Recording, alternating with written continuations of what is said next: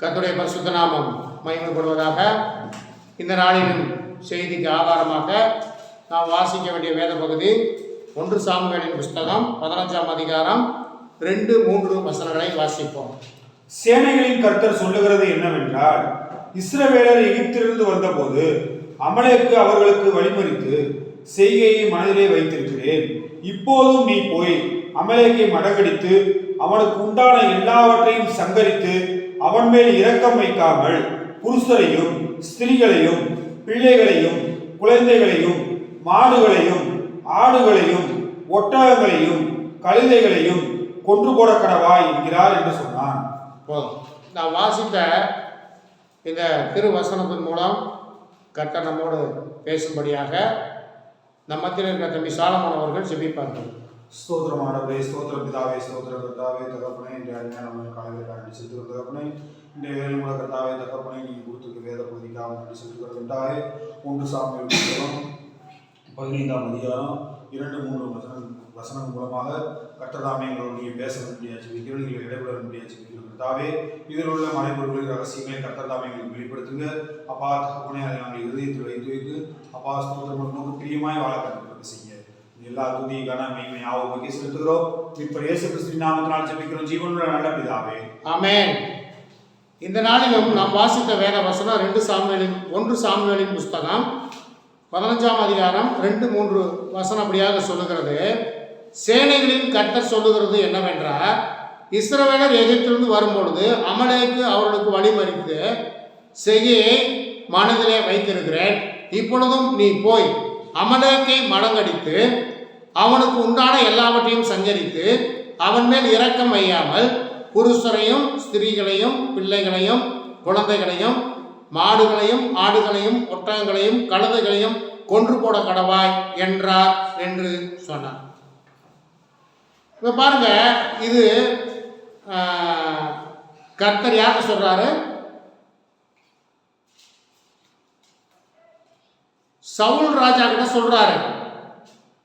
கர்த்தர் வந்து சவுல் ராஜா கிட்ட சொல்றாரு, நீ போய் அமலேக்கை மடங்கடித்து அவனுக்கு இருக்கிற எல்லாவற்றையும் நீயே கொன்றணும் அப்படின்னு சொல்லி சவுல் ராஜா கிட்ட சாமுவேல் தீர்க்கதரிசியை கொண்டு ஆண்டவர் சொல்லுகிறார். சரி, இந்த அமலேக் என்பவன் யார்? இந்த அமலேக் என்றால் அர்த்தம் என்ன? அமலேக் என்றால் பள்ளத்தாக்கிலே குடியிருப்பவன் என்று அர்த்தம். அமலேக் என்றால் அதனுடைய அர்த்தம் பள்ளத்தாக்கிலே குடியிருப்பவன் என்று அர்த்தம். சரி, இந்த அமலேக்குங்கிறவன் யார் அப்படின்னு கேட்டிங்கன்னா, இவன் வந்துட்டு ஏசாவுடைய பேரன். இந்த அமலேக்கு யாரு? ஏசாவுடைய பேரன். அப்படின்னா வப்பாட்டிக்கு பிறந்தவன். ஏசாவுடைய வப்பாட்டிக்கு பிறந்தவன், பேரவன். ஆகவே பாருங்க, இந்த அமலேக்கு வந்து என்ன செஞ்சா அப்படின்னு கேட்டீங்கன்னா, இஸ்ரவேல் ஜனங்கள் எகிப்திலிருந்து கானானை நோக்கி வருகிற பொழுது அவர்களை வழிமறித்து அவரோடு யுத்தம் பண்ணின. ஆனால் அதில் அவர்கள் இந்த அமலேக்கு தோற்று போனார்கள் என்று வேதவசனம் சொல்லுது. நீங்கள் அதை தெரிந்து கொள்ளணும்னா என்னாகமம் 13:39 நீங்கள் வாசிங்கன்னா, இப்போ வாசிக்க வேண்டாம், நீங்கள் அதை தெரிஞ்சுக்கணும்னா என்னாகமம் 13:39 நீங்கள் வாசிங்கன்னா அங்கே அதை குறித்து நீங்கள் தெரிந்து கொள்ளணும். ஆகவே பாருங்க, இந்த அமலேக்கு என்பவன் ஏசாவுடைய யார்?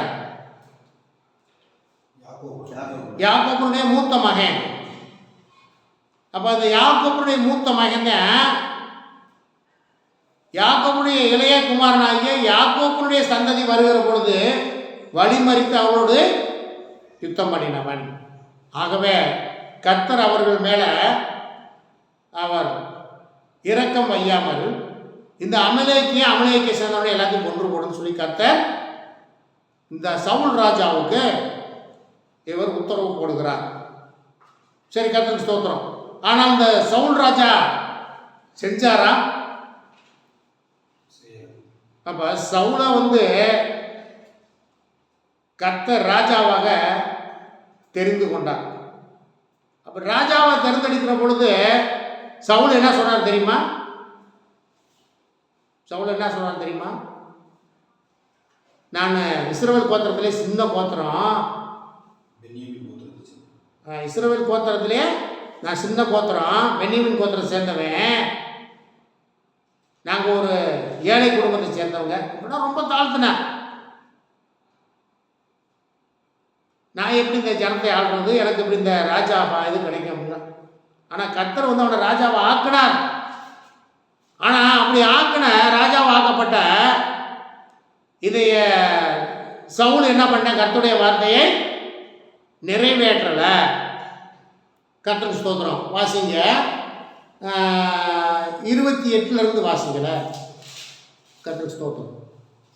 அப்பொழுது சாமுவேல் அவனை நோக்கி கர்த்தர் என்று உம்மிடத்திலிருந்து, ஒரு நிமிஷம் வாசிப்பா. கர்த்தர் என்று உம்மிடத்திலிருந்து இஸ்ரவேலின் ராஜ்யத்தை கிழித்து போட்டு உம்மை பார்க்கிறோம் உத்தமனாய் இருக்கிற உம்முடைய தோழனுக்கு அதை கொடுத்தார். இஸ்ரவேலின் ஜெயபலமானவர் பொய் சொல்லுகிறதும் இல்லை, தாம் சொன்னதை பற்றி மனஸ்தாபப்படுகிறதும் இல்லை, மனம் மாற அவர் மனுஷனும் அல்ல என்றார். அதற்கு அவன், நான் பாவம் செய்தேன், இப்போது என் ஜனத்தின் மூப்பருக்கு முன்பாகவும் இஸ்ரவேலுக்கு முன்பாகவும் நீர் என்னை கனம் பண்ணி நான் உம்முடைய தேவனாகிய கர்த்தரை பணிந்து கொள்ளும்படிக்கு என்னுடனே கூட திரும்பி வாரும் என்றான். அப்பொழுது சாமுவேல் திரும்பி சவுலுக்கு பின் சென்றான். சவுல் கர்த்தரை பணிந்து கொண்டான். பின்பு சாமுவேல் அமலேக்கின் ராஜாவாகிய ஆகாகை என்னிடத்தில் கொண்டு வாருங்கள் என்றார். கர்த்தருக்கு ஸ்தோத்திரம். இங்க கர்த்தருடைய வார்த்தை சொல்லுகிறது. சாமுவேல் 1 சாமுவேல் 28:16 கர்த்தர் அதற்கு சாமுவேல், கர்த்தர் உன்னை விட்டு விலகி உனக்கு சத்துருவாய் இருக்கும்போது என்னிடத்தில் கேட்பானேன். கர்த்தர் உன்னை கொண்டு சொன்னபடியே செய்து முடித்து ராஜ்ய வரத்தின் கையிலிருந்து பறித்து அதை உன் தோழனாகிய தாவீதுக்கு கொடுத்து விட்டார். ஏன் காரணம்? இங்கே வந்துருங்க, 15 வந்துருங்க. 15 7 வாசிங்க. அப்பொழுது சவுல் ஆவிலா துவக்கி எகிப்துக்கு எதிரே இருக்கிற சூருக்கு போகும் எல்லை மட்டும் இந்த அமலேக்கியரை மடங்கடித்து அமலேக்கியரின் ராஜாவாகி ஆகாகை உயிரோடே பிடித்தான். ஜனங்கள் யாவரையும் பட்டய கருக்கினாலே சங்காரம் பண்ணினான். சவுலும் ஜனங்களும் ஆகாகையும் ஆடு மாடுகளின் முதல் தரமானவர்களையும் இரண்டாம் தரமானவைகளையும் ஆட்டுக்குட்டிகளையும் நலமான எல்லாவற்றையும் அழித்து போட மனதில்லாமல் தப்ப வைத்து அற்பமானவைகளுமான சகல வஸ்துக்களையும் முற்றிலும் அழித்து போட்டான். ஆனா அங்க ஆண்டவர் சொன்னது என்ன? ஆண்டவர் என்ன சொன்னாரு? 3வது வசனத்தை வாசிங்க.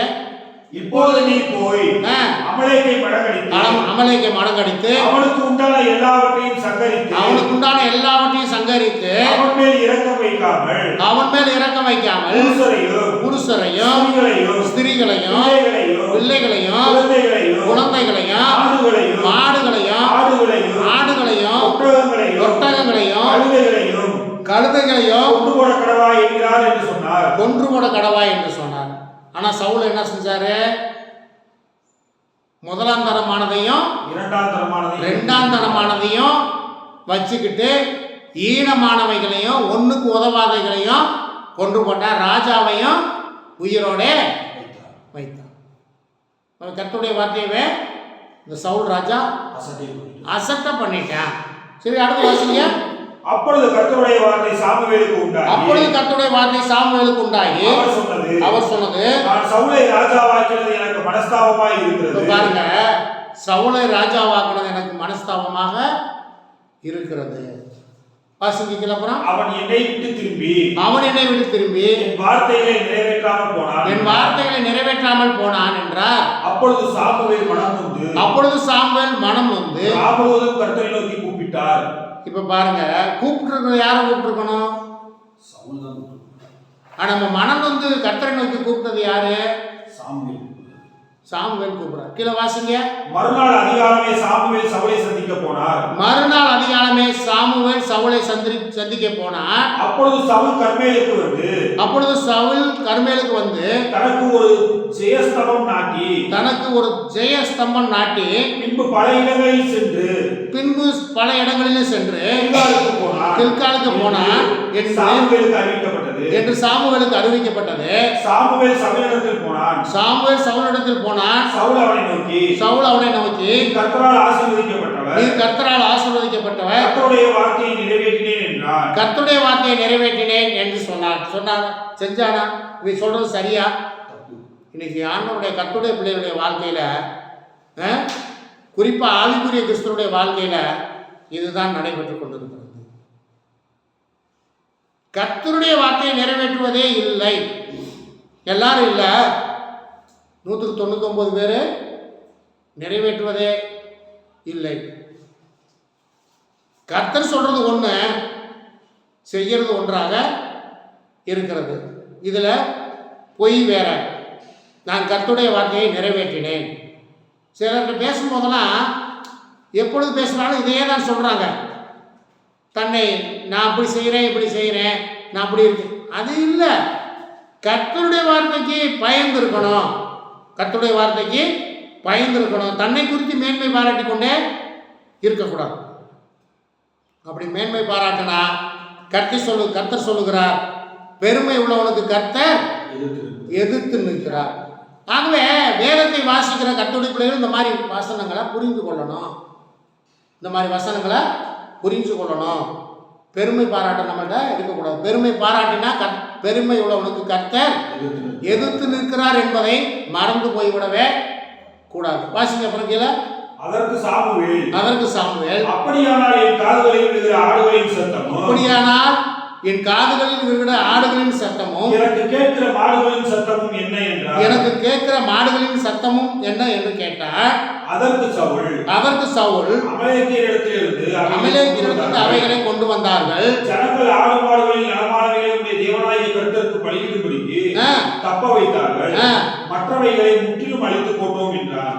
இது சரியா? இவர் சொல்றது உண்மையா? இங்கேயும் பொய்.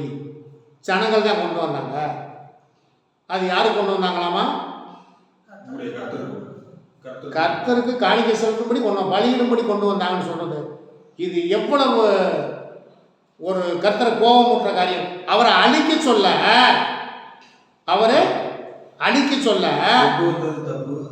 கொண்டு வந்ததே தப்பு. ஏன் கர்த்தருக்கு பலியிடும்படி கொண்டு வந்தாங்கன்னு. அப்போ பாருங்க, ஒரு மனிதனுக்கு மேன்மை வந்துட்டாவே என்ன பேசுறது அப்படிங்கிறத யோசிக்க மாட்டாங்க போல தெரிகிறது. ஒரு பிரபலமான நாட்களில் ஒரு பிரபலமான ஒரு ஊழியக்காரர் தமிழ்நாட்டில் இருக்கிறாரு. கடந்த வாரத்தில் அவருடைய செய்தியை நான் கேட்டேன். அவர் சொல்கிறாரு, ஒரு காரியத்தை சொல்கிறாரு. நாமெல்லாம் சொல்லுவோம், ஆவிக்குரிய கிறிஸ்தவங்க சொல்லுவோம், ரோமன் கத்தோலிக்கை சேர்ந்தவங்க பரலோகத்துக்கு போக மாட்டாங்கன்னு சொல்லுவோம். ஆனால் அங்கே இருந்துதான் நம்முடைய பெர்க்மான்ஸை கர்த்தர் தேர்ந்தெடுத்தார்னா, பெர்க்மான்ஸ் இப்போ எங்கே இருக்கிறாரு? ஆர்சி சபையில் இருக்காரு. வெளியே கொண்டு வந்துட்டார்ல. அவர் கர்த்தருடைய பிள்ளையாக கர்த்தருடைய ஊழியத்தை செய்யும்படி வெளியே கொண்டு வந்துட்டார்ல. அதை பேசலை. அப்புறம் சொல்கிறாரு, சிஎஸ்ஐக்காரவங்க பரலோகத்துக்கு போக மாட்டாங்கன்னு நம்ம சொல்லுவோம். ஆனால் ஏன் அப்படின்னு கேட்டால், அவங்க குழந்தைகளுக்கு ஞானஸ்தானம் கொடுப்பாங்கன்னு சொல்லுவோம். ஆனால் அவங்களாம் பெரிய பெரிய தொட்டியை கட்டி ஞானஸ்தானம் கொடுக்குறாங்க. பெரிய பெரிய தொட்டியை கட்டி ஞானஸ்தானம் கொடுக்குறாங்க என்று சொல்கிறாங்க. ஆட்சிக்காரங்க ஏன் போக மாட்டுறாங்கன்னு சொல்லுவோம்னா, அவங்க விக்கிரகாராதனை பண்ணுறாங்க, அதனால் போக மாட்டாங்கன்னு அப்படின்னு சொல்கிறோம். அப்போ இந்த காரியங்களை அவர் சொல்கிறதுக்கான காரணம், அவருக்கு இப்போ வசதி வாய்ப்பு பெருகிருச்சு. என்னது பேசுகிறோம் என்று தெரியாமல் இப்பொழுது அவர் பேச ஆரம்பிச்சிட்டார். அப்படின்னா அவரை எல்லா இடத்துக்கும் மீட்டிங் இங்கு கூப்பிட ஆரம்பிச்சிட்டாங்க. இப்போ அதனால் அவங்களுக்குலாம் அவர் சப்போர்ட் பண்ணி பேசி கொண்டு இருக்கிறார்.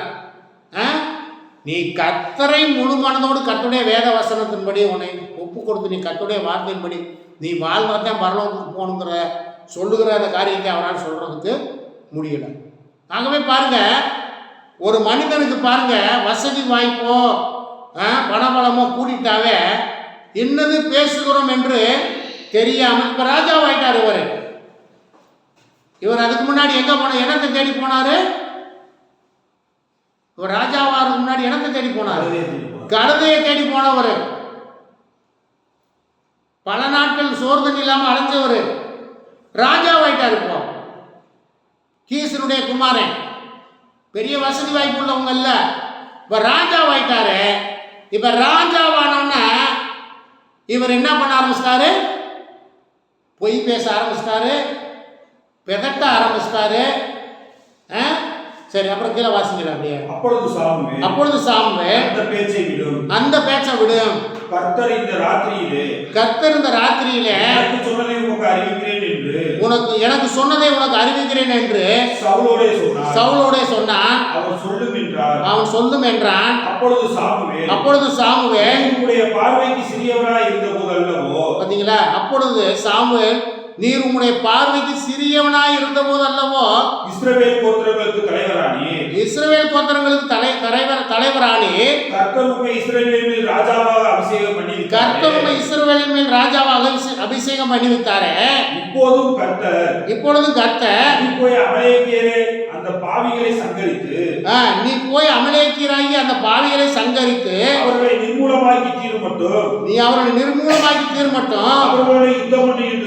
அவருடைய யுத்தம் பண்ணும் என்று சொல்லி அவர் உம்மை அந்த வழியாய் அனுப்பினார். இப்படி இருக்க நீ கர்த்தருடைய சொல்லை கேளாமல் கொள்ளையின் மேல் பறந்து கர்த்தருடைய வார்த்தைக்கு பொல்லாப்பானதை செய்தது என்ன என்றான். சவுல் சாமுவேலை நோக்கி நான் கர்த்தருடைய சொல்லை கேட்டு கர்த்தர் என்னை அனுப்பின வழியாய் போய் அமலேக்கின் ராஜாவாகிய ஆகாயை கொண்டு வந்து சங்காரம் பண்ணினேன். ஜனங்களோ உடைய தேவனாகிய கர்த்தருக்கு கில்காலிலே பலியிடுவதற்காக இப்ப பாருங்க, மறுபடியும் பாருங்க என்னது? ஜனங்கள் மேல்தான் குற்றச்சாட்டு. இவர் செய்த குற்றச்சாட்டை ஒத்துக்கொள்ளல. ஜனங்களோ உடைய தேவனாகிய, அங்க கூட என்ன சொல்றாரு? ஜனங்களோ உம்முடைய தேவனாகிய, நம்முடைய தேவன் சொல்றது வழி இல்லை. என்ன சொல்றாரு? உம்முடைய தேவனாகிய கர்த்தருக்கு கில்காலிலே பலியிடுவதற்காக கொள்ளையிலே சாபத்தீடாகும் ஆடுகளிலே பிரதானமானவைகளை பிடித்து கொண்டு வந்தார்கள் என்றார். அப்பதான் சொன்னாரு, சாமுவேல் சொன்னாரு, அதற்கு சாமுவேல் கர்த்தருடைய சத்தத்திற்கு கீழ்ப்படிகிறதை பார்க்கிறோம். சர்வாங்க தகனங்களும் பலிகளும் கர்த்தருக்கு பிரியமாய் இருக்குமோ? பலியை பார்க்கலும் கீழ்ப்படிதலும் ஆட்டுக்கடாக்களின் நிலத்தை பார்க்கலும் செவி கொடுத்தலும் கீழ்ப்படிதலும் உத்தமம். ஆகவே பாருங்க, கர்த்தருக்கு பிரியமானது எது? கர்த்தருக்கு பிரியமானது கீழ்ப்படுகிறது, செவி கொடுக்கிறது, பலி செலுத்துறது அல்ல. கர்த்தர் யாருடைய பலியை ஏற்றுக்கொள்வார்? கர்த்தருடைய யார் பலியை ஏற்றுக்கொள்வார்? சொல்லுங்க. கர்த்தர் யாருடைய பலியையோ காணிக்கையோ யாருடைய பலியையும் காணிக்கையும் ஏற்றுக்கொள்வார்? அப்புறம் கீழ்ப்படியருடைய காணிக்கையை பலியை ஏற்றுக்கொள்வார். ஆனா இன்னைக்கு ஆவிக்குரிய கிறிஸ்தவ வட்டாரத்தில் எப்படி இருக்கு அப்படின்னு கேட்டீங்கன்னா, நீ எப்படி வேணும்னாலும் இரு, கர்த்தருடைய வார்த்தைக்கு செவி கொடுத்தாலும் சரி, நீ செவி கொடுக்கலனாலும் சரி, நீ நடந்தாலும் சரி, நீ நடக்கலனாலும் சரி, எனக்கு என்ன வேணும்? கர்த்தரின் பேரிலே எனக்கு என்ன வேணும்? காணிக்கை வேண்டும். நீ எப்படி வேணாலும் இருந்து போ. நீ வருஷத்துக்கு 2 தடவை கூட ஆராதனைக்கு வா, ஒரு தடவை கூட வா, வராம கூட போ. எனக்கு என்ன வேணும்? நீ எங்கே வேணாலும் போய் எதுக்கு படைச்சதை வேணாலும் தின்னு, நீ எப்படி வேணாலும் வாழ்ந்துக்க. ஆனா எனக்கு என்ன வேணும்? இப்படி கிறிஸ்தவர்கள் இருந்தால் போதிக்கிறவனும் போக மாட்டேன், கேட்கிறவனும் போக மாட்டேன். ஆகவே வசனம் சொல்லுது, கர்த்தருடைய சத்தத்திற்கு கீழ்ப்படுகிறதை பார்க்கலும் சர்வாங்க தகனங்களும் பலிகளும் கர்த்தருக்கு பிரியமாய் இருக்குமோ? இருக்காது.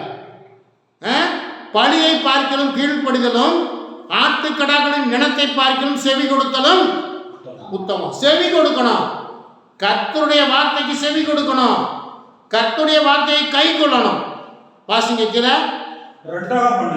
ரெண்டகம் பண்ணுதல் பில்லி சூனிய பாவத்திற்கும். பில்லி சூனிய பாவம். ரெண்டகம் பண்றதுன்னா என்னன்னு தெரியுமா? ரெண்டகம் பண்றதுன்னா என்னது? சொல்றது ஒண்ணு செய்யறது ஒண்ணு. ரெண்டகம் பண்றது. இப்ப ஆண்டவர் என்ன சொன்னாரு? அமலேக்கு குலத்துக்கு எல்லாத்தையும் அழிக்க சொன்னார்ல. இவர் என்ன செஞ்சாரு? அழிக்காம எல்லாத்தையும் ஆகாகையும் அவனுக்கு உண்டான முதல் தரமானதும் 2ஆம் தரமானதையும் இவர் பிடிச்சு கொண்டாந்து வச்சுக்கிட்டு ரெண்டகம் பண்றார். ஆகவே ரெண்டகம் பண்ணுதல் பிள்ளிசூனிய பாவத்திற்கும் முரட்டாட்டம் பண்ணுதல் அவபக்திக்கும் விக்கிரக ஆராதனைக்கும் சரியா இருக்கிறது. நீ கர்த்தருடைய வார்த்தையை புறக்கணித்தபடினாலே அவர் உம்மை ராஜாவாக இராதபடிக்கு புறக்கணித்து தள்ளினார் என்றான். சரி, இப்ப இதெல்லாம் நடந்து போச்சு. அப்பொழுது சவுல் சாமுவேலை நோக்கி, நான் கர்த்தருடைய கட்டளையையும் உம்முடைய வார்த்தையும்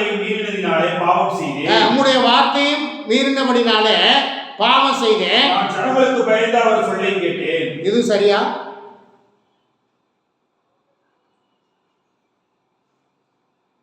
ஜனங்களுக்கு பயந்தா செஞ்சாரு? இல்ல, இதுவும் பொய்.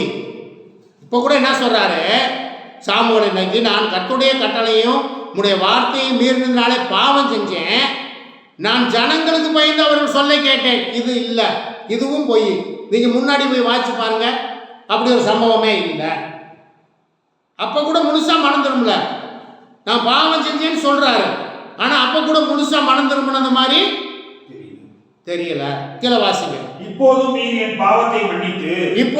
பாவத்தை மன்னித்து நான் கர்த்தரை பணிந்து கொள்ளும்படிக்கு என்னோட கூட திரும்பி வாரும் என்றார். சாமுவேல் சவுலை பார்த்து நான் உம்மோட கூட திரும்பி வருவதில்லை. கர்த்தருடைய வார்த்தையை புறக்கணித்தீர். இப்ப சொல்லுவாரா சொல்ல மாட்டாரா சாமுவேலு? ஒரு தேவனுடைய மனுஷனே எப்படி சொன்னா கர்த்தர் என்ன பண்ணுவாரு? சவுலோட இருப்பாரா? இருக்க மாட்டார். கீழே வாசிங்க, அப்படியே வாசிங்க. நீர் இஸ்ரவேலின்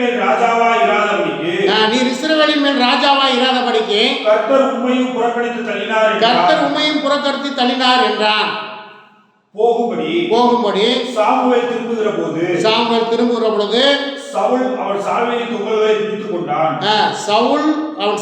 தொங்கலை பிடித்துக் கொண்டான். அது கிழிந்து போயிற்று. அப்பொழுது சாமுவேல் அவனை நோக்கி கர்த்தர் இன்று உம்மிடத்தில் இருந்து இஸ்ரவேலின் ராஜ்யத்தை கிழித்து போட்டு கர்த்தர் இன்று உம்மிடத்தில் இருந்த இஸ்ரவேல் ராஜ்யத்தை கிழித்து போட்டு உம்மை பார்க்கிலும் உத்தமமாய் இருக்கிற உம்முடைய தோழனுக்கு அதை கொடுத்தார். இஸ்ரவேலிலே ஜெயபலமானவர் பொய் சொல்லுகிறதும் இல்லை, தான் சொன்னதை பற்றி மனஸ்தாபப்படுகிறதும் இல்லை, மனம் மாற அவர் மனுஷனும் இல்லை என்றார். சரி, இப்போ இந்த காரியத்தை நம்ம பார்த்தோம். இப்போ சவுலுக்கு கர்த்தர் சொன்னதை சவுல் நிறைவேற்றலை. கர்த்தருடைய வார்த்தையை மீறினார், ஆகவே ராஜ்யபாரத்தை சவுல் தந்து கர்த்தர் எடுத்தார். பின்பு சவுலையும் யுத்தத்தில் கொன்றார்.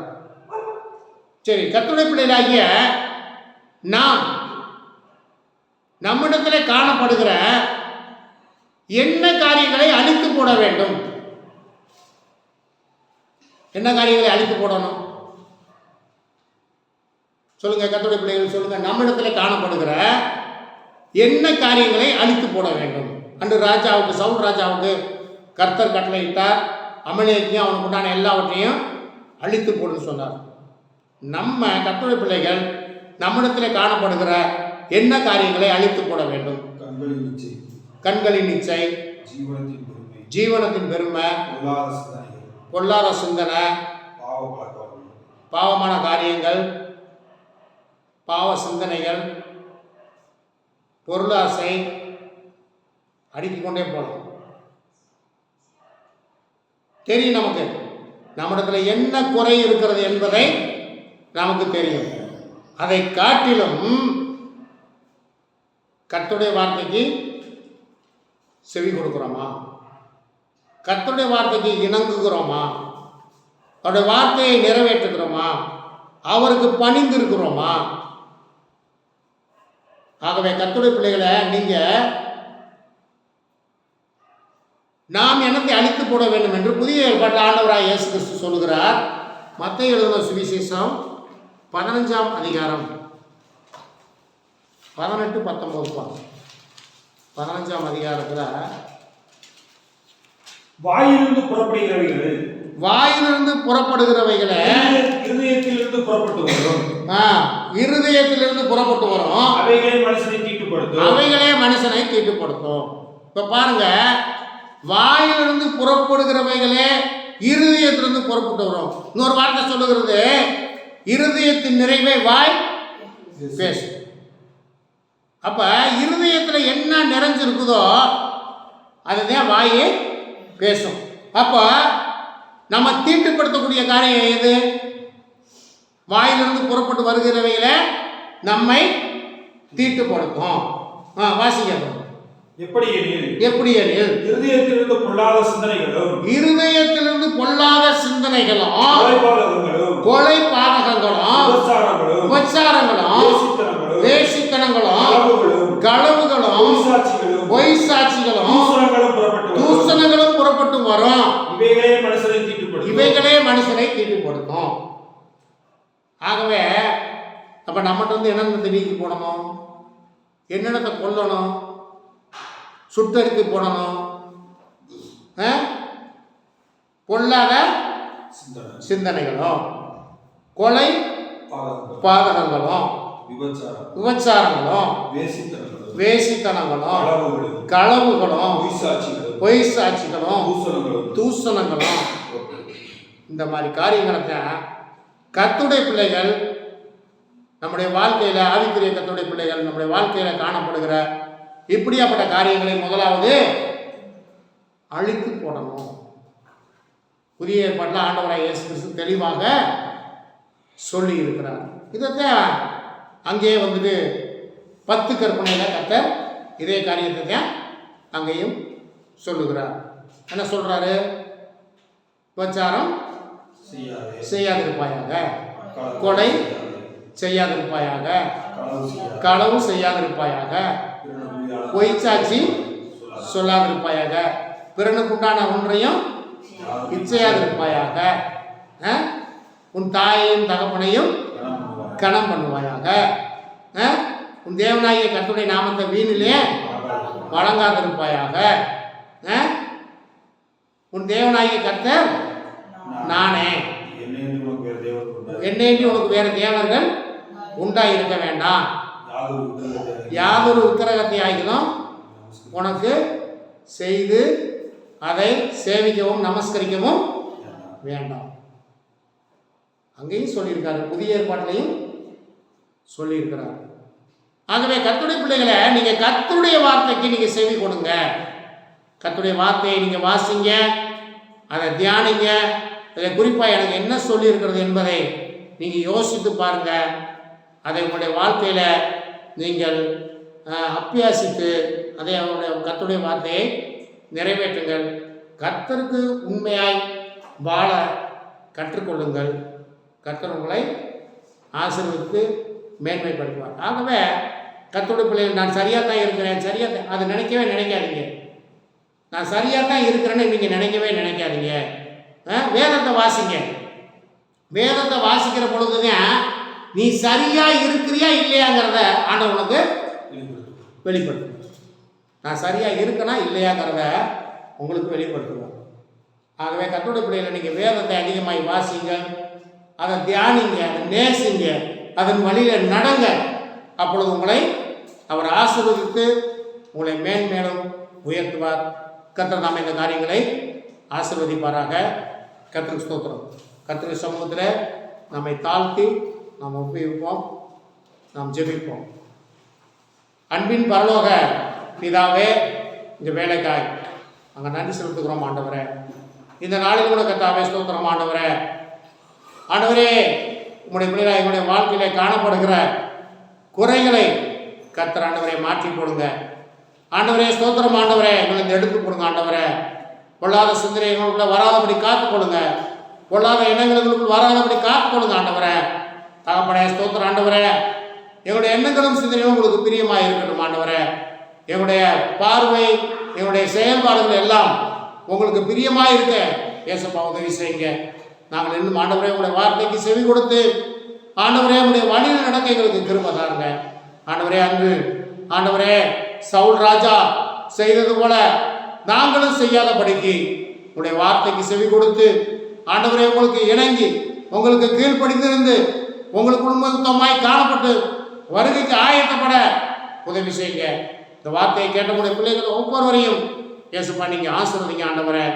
ஆண்டவரே, அப்படியே அவங்களுடைய வார்த்தையின்படி உங்களுடைய பிள்ளைகளை ஆண்டவரே பொல்லாப்பிலிருந்தும் பாவமான காரியங்களிலும் இச்சையான காரியங்களிலிருந்தும் ஆண்டவரே ஸ்தோத்திரம் ஆண்டவரே விலைக்கு காத்து ஆண்டவரே பரிசுத்தமாய் வாழ உதவி செய்யுங்க ஆண்டவர். இந்த காணொலியின் மூலமாக கேட்கிற உங்களுடைய பிள்ளைகளையும் அப்படியாக நீங்கள் ஆண்டவரை ஆசீர்வதித்து ஆண்டவரே ஸ்தோத்திரம் கர்த்தாவே, பொல்லாப்பையும் ஆண்டவரே பாவமான காரியங்களையும் பாவமான சிந்தனைகளையும் எண்ணங்களையும் ஆண்டவரே பொய்களையும் ஆண்டவரே ஸ்தோத்திரம் ஆண்டவரே உங்களுக்கு பிரியமில்லாத எல்லா காரியங்களையும் எடுத்து போடுங்க ஆண்டவரே. உங்களுக்கு பிரியமாய் வாழ கத்த உதவி செய்யுங்க. நாம மட்டும் மயப்படட்டும். இயேசு கிறிஸ்துவின் நாமத்தினால செபிக்கிறோம் எங்கள் ஜீவனுள்ள நல்ல பிதாவே, ஆமென். என் ஆத்துமாவே கர்த்தரை ஸ்தோத்திரி, என் முழு உள்ளமே பரிசுத்த நாமத்தையே ஸ்தோத்திரி. என் ஆத்துமாவே கர்த்தரை ஸ்தோத்திரி, கர்த்தர் செய்த சகல உபகாரங்களையும் மறவாதே, ஆமென். நம்முடைய பிதாவாகிய தேவனுடைய அன்பும் கர்த்தராகிய இயேசு கிறிஸ்துவின் கிருபையும் பரிசுத்த ஆவியானவருடைய அந்யோன்யமும் கர்த்தரை தொழுது கொண்ட கர்த்தருடைய பிள்ளையாகிய நம்மோடும் உலகத்தில் உள்ள எல்லா பரிசுத்தவான்களோடும் என்றும் என்றும் சதா காலம் நிலைத்திருப்பதாக, ஆமென். ஹல்லேலூயா, ஹல்லேலூயா, ஹல்லேலூயா. கர்த்தர் நம்மை உங்களை ஆசீர்வதிப்பாராக.